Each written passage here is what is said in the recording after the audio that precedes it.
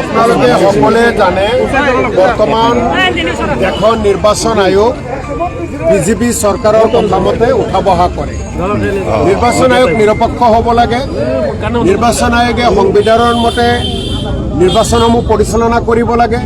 কিন্তু নিৰ্বাচন আয়োগে নৰেন্দ্ৰ মোদী ডাঙৰীয়াৰ কথামতে বিজেপি চৰকাৰৰ মতে বিভিন্ন ভোটাৰ তালিকাত বিসংগতি কৰি ভোটাৰ তালিকাত ভোট চুৰ কৰি ইতিমধ্যে তেওঁলোকে বিভিন্ন ৰাজ্যত চৰকাৰ গঠন কৰিছে।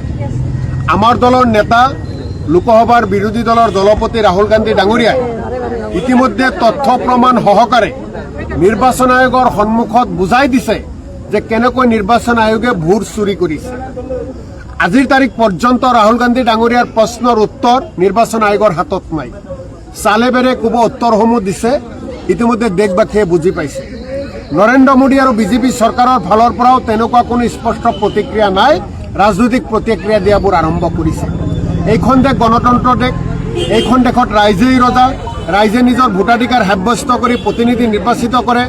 তাৰ পিছত গৈ পঞ্চায়তৰ পৰা আৰম্ভ কৰি ৰাজ্য চৰকাৰ কেন্দ্ৰীয় চৰকাৰ হয়, তেওঁলোকে দেশ শাসন কৰে, দেশ চলায়। কিন্তু যেতিয়া ভোটাৰ লিষ্টত এটা খামখেয়ালি কৰিব, যেতিয়া ভোটাৰ লিষ্টতে বিজেপি দলৰ মতে তেওঁলোকৰ ভোট বঢ়াব, কংগ্ৰেছৰ ভোট কমাব, বিজেপি বিৰোধী ৰাজনৈতিক দলৰ ভোটবোৰ কমাব, তেতিয়া দেশত সুস্থ গণতন্ত্ৰ জীয়াই নাথাকে। গতিকে আমি আগৰ পৰাই কৈ আছোঁ, এই বিজেপি চৰকাৰ নৰেন্দ্ৰ মোদী ডাঙৰীয়া যেতিয়াৰ পৰা দেশৰ প্ৰধানমন্ত্ৰী হৈছে তেতিয়াৰ পৰাই দেশৰ জনতাৰ অধিকাৰসমূহ কাঢ়ি লৈছে। তেতিয়াৰ পৰাই দেশৰ জনতাৰ স্বাধীনতা খৰ্ব কৰিছে।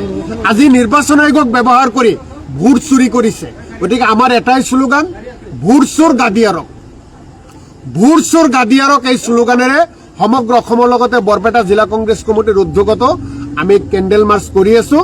আমাৰ এটা কথাই, গণতন্ত্ৰ ৰক্ষা কৰক, মানুহৰ ভোট চুৰি নকৰিব, মানুহক ভোট কেন্দ্ৰত গৈ গোপন বেলটৰ জৰিয়তে বা ইভিএমৰ জৰিয়তে ভোট দিয়াৰ সুবিধা দিয়ক।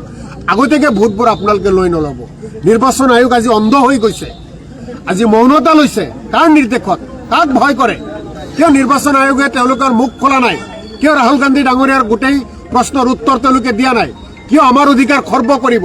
এইখন দেশ স্বাধীন কৰোঁতে হাজাৰ হাজাৰ মানুহে তেজ দিছিল, প্ৰাণ দিছিল। তাৰ পিছত দেশ স্বাধীন হৈছে, দেশ গণতন্ত্ৰ হৈছে। দেশৰ ৰজা কোন হ'ব? দেশৰ ৰজা কোন হ'ব? দেশৰ প্ৰজাই ঠিক কৰিব। প্ৰধানমন্ত্ৰী, মন্ত্ৰী, MP, MLA কোন হ'ব? দেশৰ জনতাই নিজৰ ভোটাধিকাৰ সাব্যস্ত কৰি কৰিব। কিন্তু তেওঁলোকৰ অধিকাৰ খৰ্ব কৰি বিজেপিয়ে যাতে ইয়াতে চিৰদিনৰ কাৰণে ক্ষমতাত থাকে, তাৰ কাৰণে মানুহৰ ভোটবোৰ তেওঁলোকে চুৰি কৰি আছে।